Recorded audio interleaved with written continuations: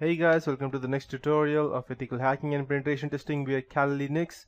So this is the continuation of my previous tutorial. So I'll just go ahead and give you a short brief about what happened exactly.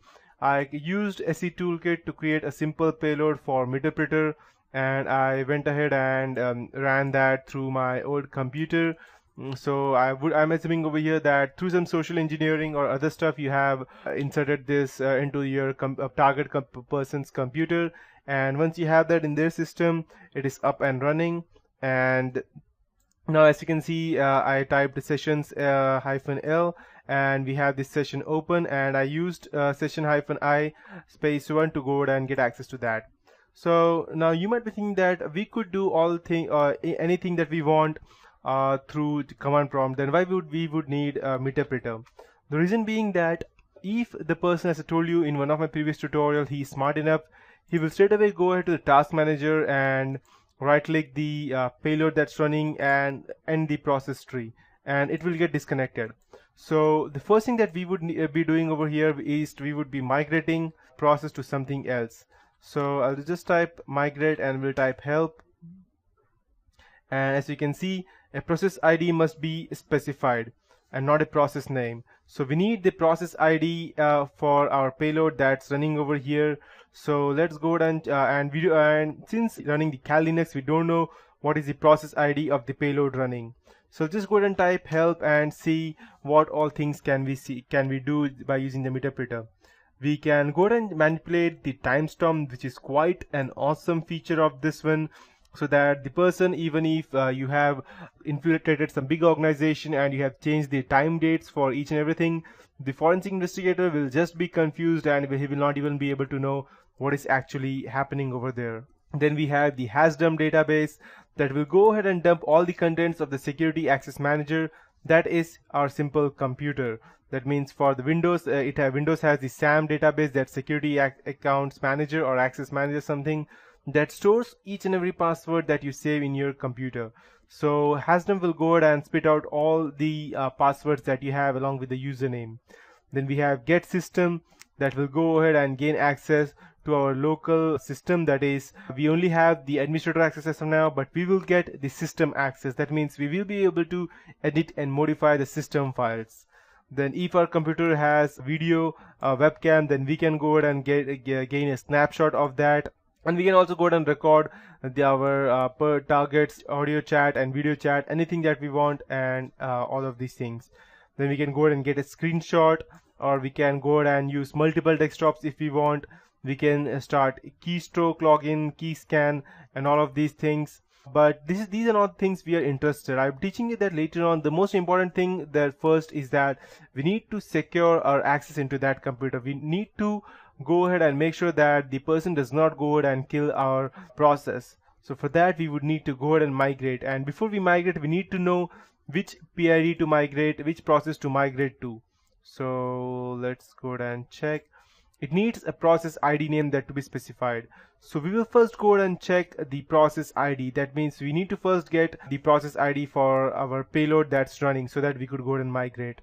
So let's go ahead and check what's the command prompt for checking all the process that's running. So let's check.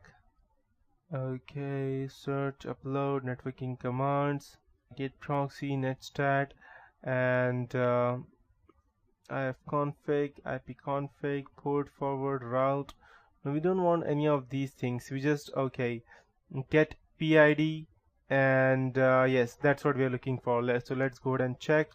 Get PID 3880. That's the PID of our current session. Let's check what we get over here. And the payload, so properties, we want to check the PID for each one. Let's go ahead and check.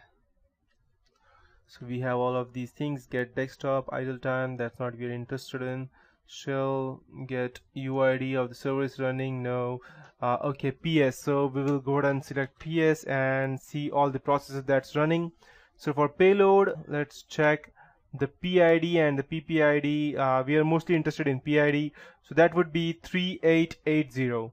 So let's check if we could go ahead and use migrate 3880. Okay, so that was an error from my end. What I did, I needed to migrate to explorer.exe, that is 3268. So I'll type migrate and I'll type 3268 and I'll hit enter. Let's see if we are able to migrate to the explorer.exe. Perfect. So what I did over here is that I went ahead and transferred myself to the explorer.exe. So as you can see, we do not have any payload running over here. It's only the explorer.exe. And the reason because I merged the payload along with explorer.exe, and now the person, only if he goes ahead and tries to end the process of explorer.exe, only then he will be able to go ahead and delete. And as you can see, even if it deletes the payload.exe, it doesn't matter to us because we still have our meterpreter running even after that, even after the person deleted the payload. The reason being that we have migrated our payload to explorer.exe, and he cannot go ahead and throw us out anytime sooner. So now once we have migrated, we need to make sure that even if the person goes ahead and restarts his computer, we would still be able to go ahead and run our system. So there are two different ways for that. The first thing is that we go ahead and copy this payload to a startup folder over here and make it run every time. And the second one is that we create a virus so that it runs every time the system starts. It starts with the boot sector. So the thing that I would be teaching you right now is to go ahead and copy this to our startup file. So we have this payload over here in the user share set, and we need to copy it to our, let's say,